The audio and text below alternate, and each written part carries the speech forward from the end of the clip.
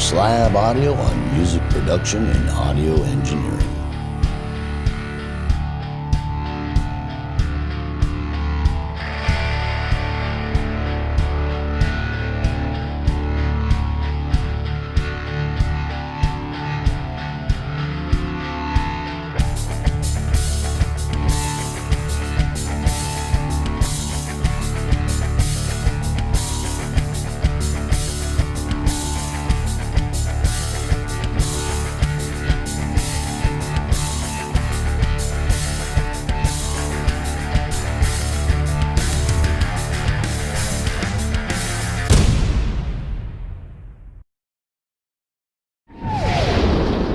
Welcome to Doc Slap Audio and our 5th Master Series. I do believe this is the 20th video in our 5th Master Series, Professional Sounding Results from Your Home Studio.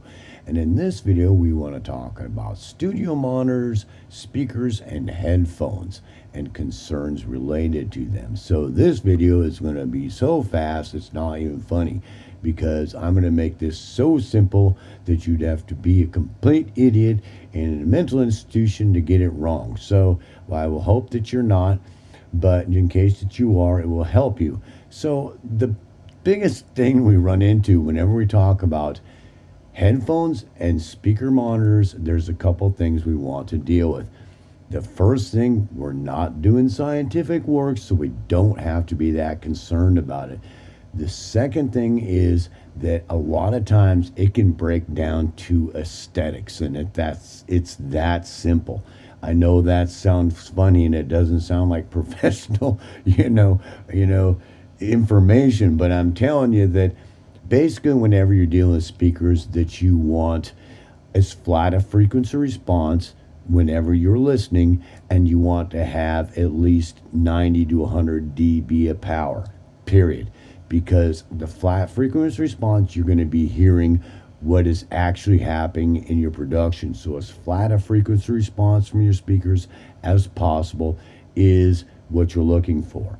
And normally you mix at about 85 dB. It's a comfortable listening and you can hear well and it doesn't tire you out. I have this thing that's a level meter so that I know that I'm listening about 85 dB most of the time. Sometimes I'll crank it up and I'll turn it down to hear what it sounds like at higher or lower decibel levels to judge, okay? Same thing with headphones. So the concept here whenever you're dealing with monitors is, that is your biggest concern. So there's multiple monitors and there's multiple subwoofers that you can get. There's tons of them. Keep those two things in mind and look for those things, and you're probably going to be okay. The problem is whenever you start looking around, that there's all this other stuff going on that just makes it way more complicated than it needs to be to get professional sounding results in your studio. Don't get lost in it thinking you have to be some kind of guru to get professional sounding results. Concern yourself with that, and concern yourself with the quality to the point anywhere between middle of the road and high end. You're probably going to be good to go in either one of those areas, and quite a bit in between really low end and middle of the road, you're probably still pretty good to go for music productions, okay? In my humble opinion, that's my 2 cents. Because when you get in there, you have like you're trying to get as flat a frequency response as possible. And you remember when we talked about microphones, that in the DAW, that you can use an EQ on the out to compensate for problems that are having it with your speakers with the frequency response. Just remember, there can be a little bit of problem. You're dealing with your subwoofer and your other speakers, so you have to find some kind of thing that's somewhere between there. So to deal with that, which can be kind of difficult, dealing with two different speakers if they're not one speaker, that has your low end, high end, and stuff like SonarWorks you see on the output that's dealing with what you're hearing. So you're not just hearing, it's not just correcting for the room, it's correcting for your speakers also, and trying to give you a flat frequency response. So that is a very helpful piece of software to help you and highly recommended by me. So the next thing we come to, once you've dealt with that and you're dealing with corrective EQ work in some way, dealing with what's coming out and what you're listening to, that you get into finding, researching what is middle of the road to high end and really spending some time researching that so that what is acceptable for music production. Just don't get lost in it. But the better you understand the hardware you're using, the better you will able to utilize it, and that is a given. So I do not dissuade you from spending some time researching it. And headphones the same way. Somewhere between middle of the road and high end, you're fine. Headphones are great for doing your work in because it's a self-contained unit, and we talked about that before, dealing with your room issues when we talked about environmental concerns. So, but just don't get lost in it. There are tons of options. You can just get lost in it. The better you are at understanding what you're dealing with, the better decisions you're going to make as far as your studio monitors, your subwoofers, and your headphones. But we're not doing scientific work, and most of them that are accepted as working with music productions are probably going to get done what you want and help you get professional sounding results if you take those things into consideration.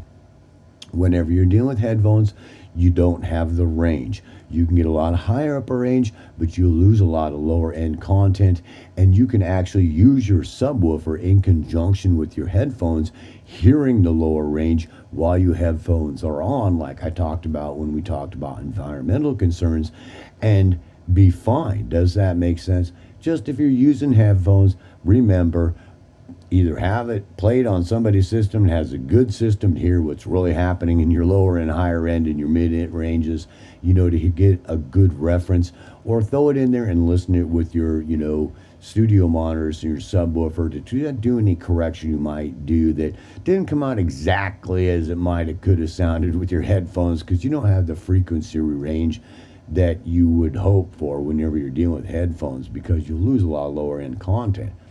And that's my 2 cents, really simply.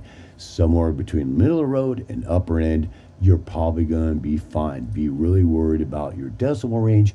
Listening in a decibel range you should be listening to when you're working in productions. Check at lower levels, check at higher levels, but stay around 85 dB and having as flat a frequency response as possible. Whenever using something like SonarWorks or something like that, that piece of software actually, you can sit there and use this piece of software.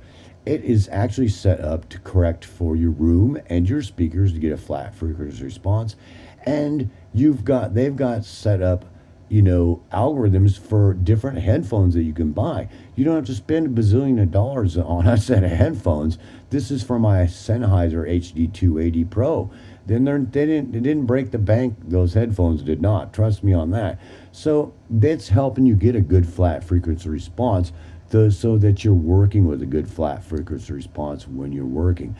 Don't get lost in it. There are tons of options, and if you get in there and you just lose yourself in what are the best monitors, what are the best headphones out of all these choices. There are tons of monitors and subwoofers and headphones to choose from. Oh God, and you can spend bazillions of dollars, bro. Trust me, you can just spend tons of money. And if you have the money, spend the money. If you don't, trust me, you can get by fairly inexpensively and get professional sounding results. Your problem is going to more than likely boil into dealing with your room issues and dealing with your production issues and dealing with your engineering issues more than anything else. That is probably a given. And the way things are set up nowadays, that stuff is made pretty good nowadays. So don't get yourself lost in that. Deal with the things and think about the things I've talked about.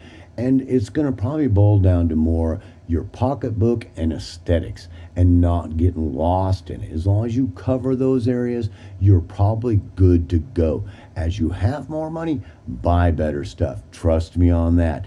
If you got a chance to buy some really nice monitors and some really nice subwoofers and some really nice headphones, oh yeah, bro. But Don't think that you have to get professional sounding results, because you probably don't. Although you're going to be a happier producer and engineer if you do, and you can. So save money there, because it's a really important area of your studio. But you get more comfortable as a producer, more comfortable as an engineer, and understanding what you're dealing with and working well in those areas, that those are probably going to be a bigger concern for you. You have to just trust me on that.